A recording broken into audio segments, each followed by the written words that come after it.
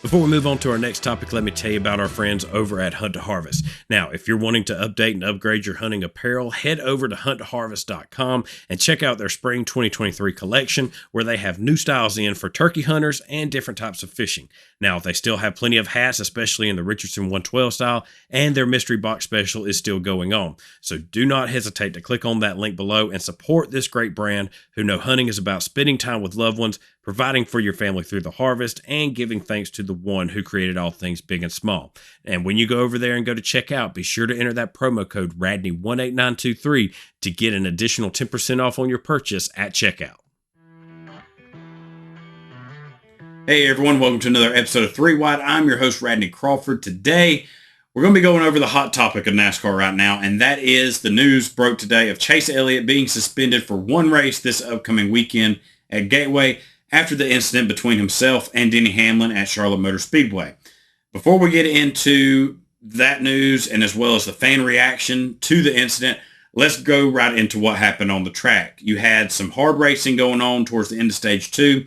Coming out of turn 4, you had Denny underneath Chase. Denny gets out of shape, starts riding up the racetrack, forcing Chase into the outside wall.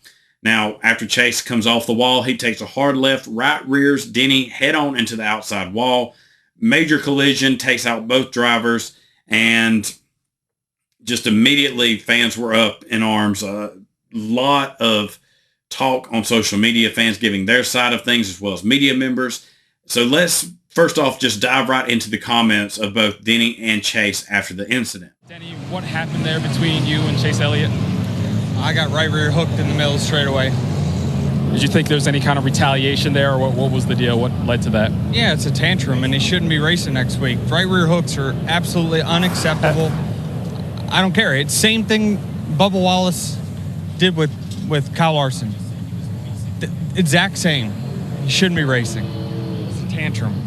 Thanks, Denny. Chase Elliott was checked and released from the care center. Chase, what happened there between you and the 11? What led to what just happened? Yeah, I can't hear you, but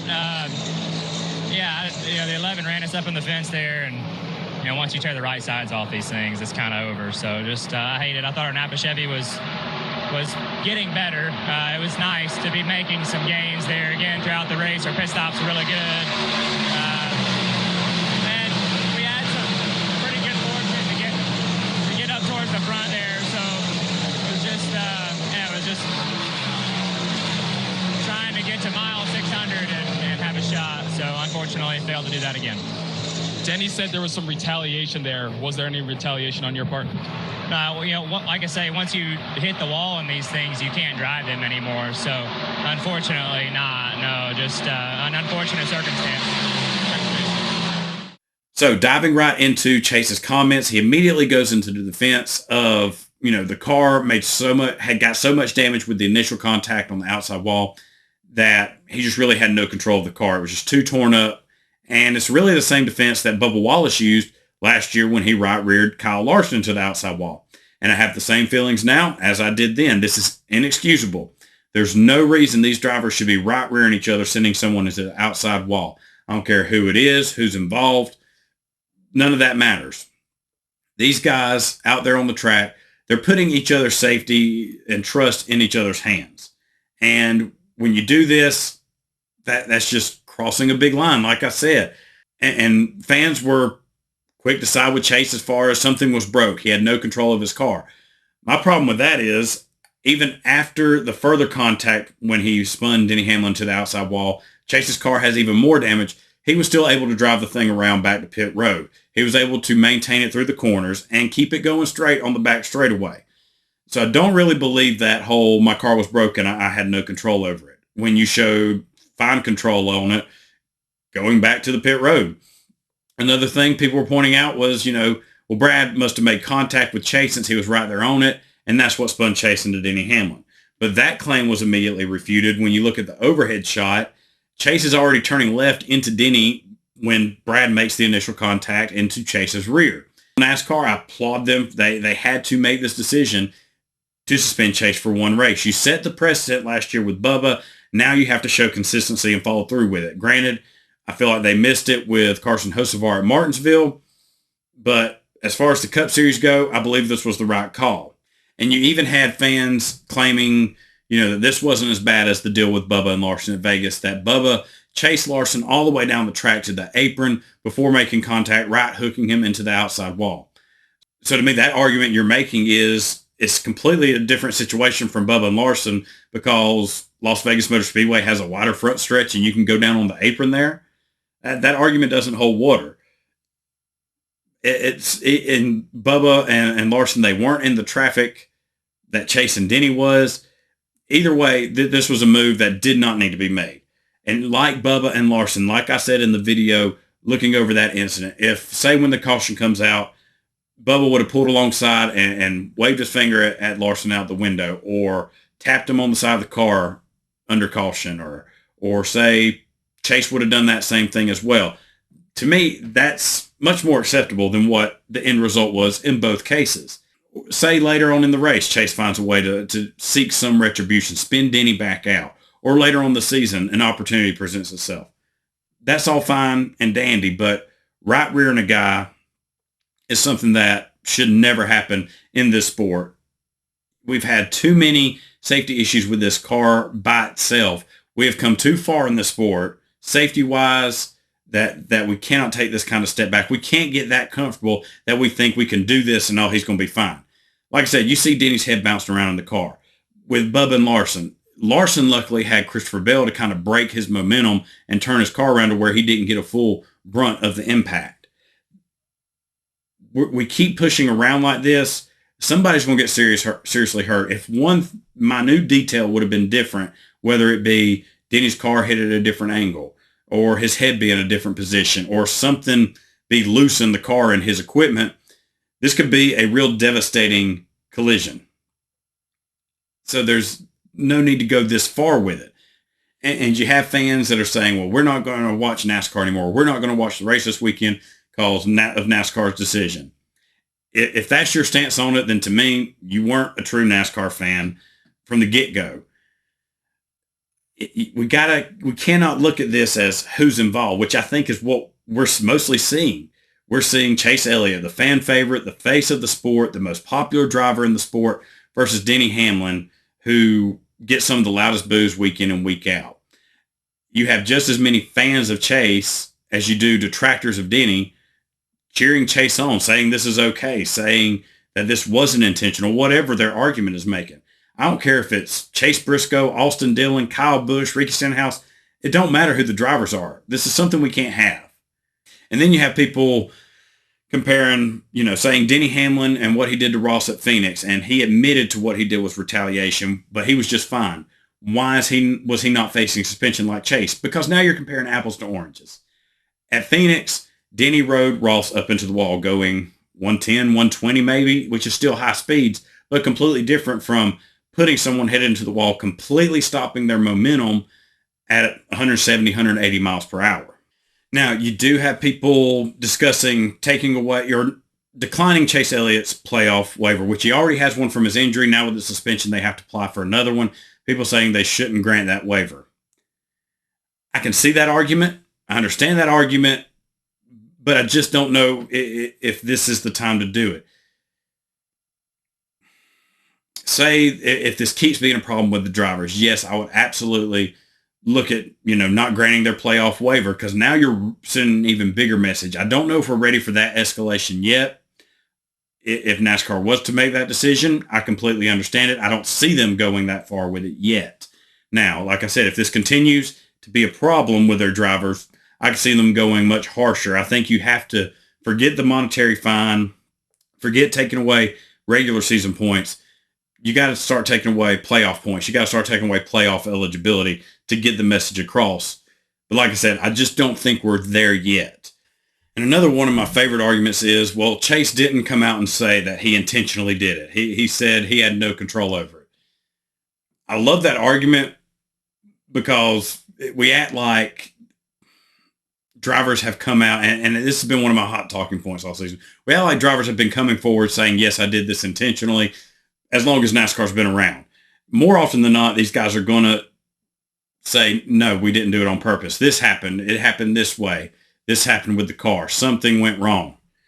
You look at, again, Bubba Wallace. He had the same defense Chase did, Bubba was suspended. Even look at Matt Kenseth when he retaliated against Joey Logano at Martinsville. What did Matt say? Something, his right front tire went down or something broke in the right front. As you know, just one of those things. He was still suspended for 3 weeks. So just because somebody, doesn't come out and say, oh, it wasn't on purpose or something broke on my car. With SMT data now, they can go pinpoint what happened, when it happened, how much throttle was used, brake, steering. We saw Denny Hamlin tweet out the SMT data, and it shows Chase turning to the left and showing intent with spinning out Denny. So now the real question is, what are your thoughts on it? Feel free to comment below on, do you think this was a justifiable penalty to Chase? Do you believe, Chase didn't mean to, something was broke? Was he helped by Brad Keselowski into Denny's car? What are your thoughts on it? Do you think the penalty should be stiffer now? Just so many ideas and thoughts are going out there. I want to know your guys' opinions. But looking on the positive side of this negative from Monday, Corey LaJoie, he is the one being tapped to fill in for Chase driving this 9 car. So finally, Corey LaJoie, albeit not in the circumstances he was wanting, he's getting his opportunity in a top-tier Cup Series ride. And this is what he's been waiting for. We know Corey is talented. He's just never had the team to really show it. And we see what he's built with his 7 car with the Spire Motorsports team. And been running more consistently in the top 20. And that is getting more and more attention. More eyes are getting on him. I wouldn't be surprised to see Corey come away with maybe a top 10.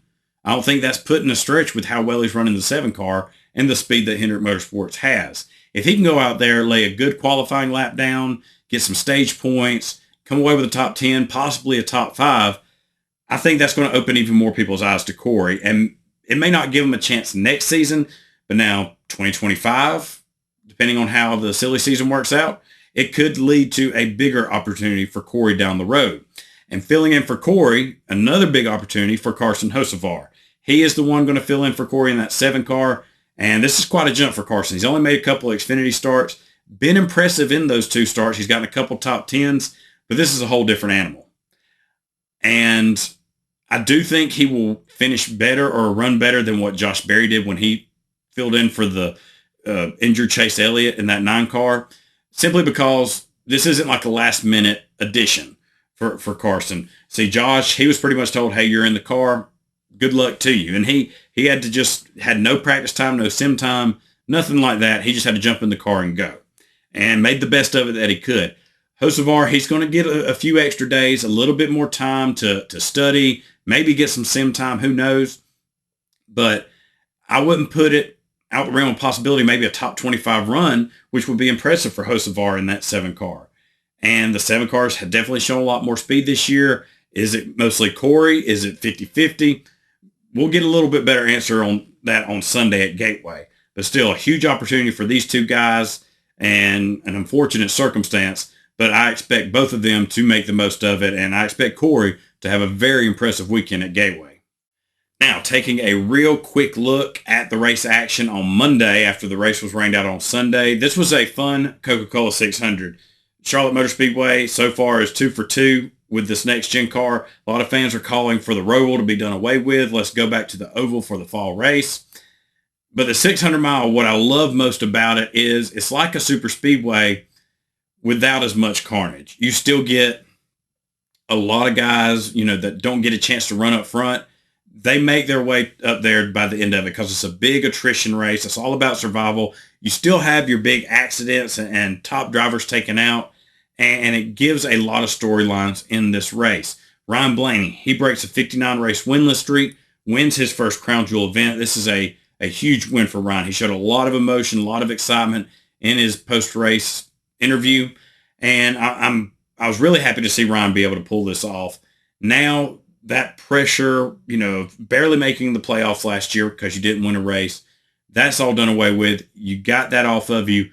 Now, how does Ryan respond? Does he go on a tear and start winning multiple races like he did in 2021 when we thought, okay, this is Ryan Blaney's arrival? Does it kick off now? I think we'll see a lot more aggressive Blaney now that he knows he's locked in. Go out there and get all the playoff points that you can. But looking back also at some pretty notable finishers in the race, you had Zane Smith get his first career top 10, finishing in 10th in that 38 car. Bubba Wallace, he came away with a 4th place finish in what was a solid day for 23-11, 4th for Bubba, 5th for Tyler Reddick. And Bubba really came on strong there at the end, coming back from, I believe, 14th all the way to 4th in that final stretch of the race. You also had Ricky Stenhouse Jr. finishing in 7th. And what was a solid race for Stenhouse? He was constantly up there in that top 10, in that 6th to 8th position. And Ricky was one of the ones I was put on my fantasy lineup. I said in my fantasy pick short because he's been pretty consistent over his career at Charlotte Motor Speedway. And especially here as of late, he's gotten quite a few top 10s at this race. Then you also have Chris Buescher, who finished in 7th. His teammate Brad Keselowski also had a strong car. Got caught up in a couple incidents and had some issues. Didn't get the finish that he probably really should have.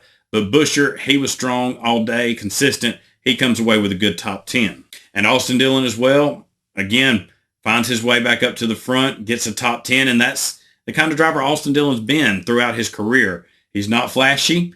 He keeps the car clean, and he'll sneak in there some top 10s throughout the year and surprise you really with the number of top 10s that he gets year in and year out. You also had Ryan Preece finishing 13th, and a lot of people were panicking at the early stages of the race due to the struggles of Stewart-Haas Racing. For me, I mean, yeah, it was kind of worrisome to see them not really running up front, to see them sinking to the back of the field, but it's a 600-mile race. Drivers are going to start falling out. Teams are going to be able to adjust. Some guys are better when the sun goes down, when the lights come on at the track, than they are during the daytime. There's no need to panic in the first half of the race. You also had J.J. Yaley in the Rick Ware racing car come away with a 16th place finish. And, I mean, you just got to say hats off to J.J. He kept the car clean, gives Rick Ware one of their best runs on a non-super speedway track. Hats off to him. And J.J., you hear his name quite a bit this year, whether it be for the deal with Denny Hamlin at Richmond where he was spun out, or for just getting good, consistent finishes like this for smaller teams. JJ, he's definitely showing himself to be a serviceable journeyman in the NASCAR world. And that'll wrap up this week's episode of 3 Wide. As always, thank you for joining me and watching along. Don't forget to hit that subscribe button if you haven't already, so you know when our new videos drop every week, including our weekly Fantasy Pick Shorts. Also, in the description below, you can find a link to our awesome sponsor, Hunt to Harvest. Head on over there, check out their great selection of hunting apparel. Let them know we sent you. Use that promo code at checkout for even more savings. And I hope everyone has a wonderful rest of their week, enjoys this weekend's racing at Gateway and all the storylines that's going to come. And we'll see y'all same time next week to go over all the racing action from Gateway and Portland.